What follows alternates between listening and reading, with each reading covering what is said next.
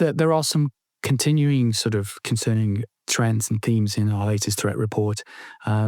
We are still concerned about the vulnerability of Manx residents to scams, either by text or email, and are continuing to warn Manx residents to just be wary of receiving unexpected messages that way, particularly that may ask you to click on a link, and to be suspicious of some of those contacts that you receive. And we know that over 700 suspicious emails were reported in just 2 months. Is that a high figure for the island? And what does that suggest about the current threat landscape? It has unfortunately been higher in the past. So, and obviously it can be a factor of whether people are actually reporting everything that they receive. What I think it shows is that there's a consistent threat to be wary of, because we are often seeing very similar themes. So the criminals are being persistent, and they're trying similar methods to defraud people or trick people into releasing money. So I think we just need to sort of perhaps come to the conclusion that this is an ongoing fact of life. We will continue to have this for the foreseeable future. And how confident are you that the volume of reports actually reflects the scale? Because something that the police often tell us is there are often things that happen which go unreported. Do you suspect that that's something that's to be considered here? Yes, we are pretty confident that this doesn't in any way reflect the overall volume, but it is enough for us to be able to understand the themes and the nature of what's happening. So I think it allows us to be able to say, well, we can see what the trends are, and while there may be more of this than we are able to actually report in our threat report, it does nonetheless, I think, give everyone enough to be able to say, yes, this is happening, and you do need to be careful. And you've highlighted several impersonation cases, from fake websites mimicking law firms to scammers cloning pet-sitting businesses. I mean, how serious is that trend, seeing as that a lot of people are on social media? Yes, I think, in the last sort of 12 months or so, the conversation around AI has really taken off. And we can see, obviously, a lot of positive uses of AI. Unfortunately, it falls to us to sort of highlight maybe some of the less attractive features of AI, and the ability to create convincing what are known as deepfakes. In other words, an impersonation of somebody relatively well known, and to make it appear that they're asking you to do something that they have no intention of doing, is something that we've seen as a growing trend.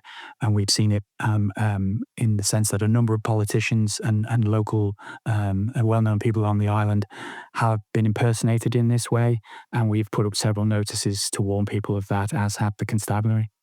And that is something which is of particular concern to people on the islands. We saw it in the UK as well, is that the idea that deepfake material could even be used to influence elections. We know that the Isle of Man has an election in just over a year's time. Is that something people should really be at the forefront of their minds of what they're seeing could be a deepfake? Yes, and obviously the election's a little way forward, but yes, when there are sort of relatively well-known personalities or political figures on the island, that is attractive to the scammers, and they will look to do that. And we would ask people to sort of exercise some discretion and caution when they're viewing some of those videos, and particularly if it seems unlikely or out of character for the person concerned. We would ask you to sort of look out for what you might consider to be suspicious signs, and then treat that particular video with some caution. And given the wider UK context, with major retailers like M&S, Harrods being hit by cyber attacks, how prepared do you think the Isle of Man is in terms of cyber resilience? I think that as a topic, more and more people are aware of the fact that this is a risk that individuals, businesses, and organizations like the government are going to be needing to take seriously. And I think that we can see from the conversations we're having with people that more and more engagement on this topic is happening, and that it is going up, if you like, the risk register of lots of organizations. There is many simple things that people can do, and we've published a lot of advice on that to help people if they visit our website.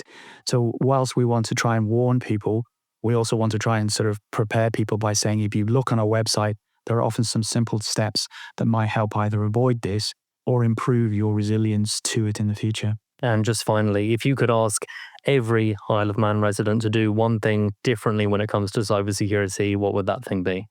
I think it would be take very good care of your passwords.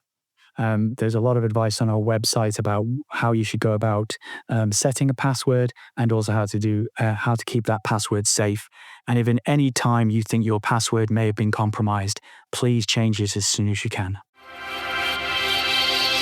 Thank you for making it to the end of the Manx Radio newscast. You are obviously someone with exquisite taste. May I politely suggest you might want to subscribe to this and a wide range of Manx Radio podcasts at your favourite podcast provider, so our best bits will magically appear on your smartphone. Thank you.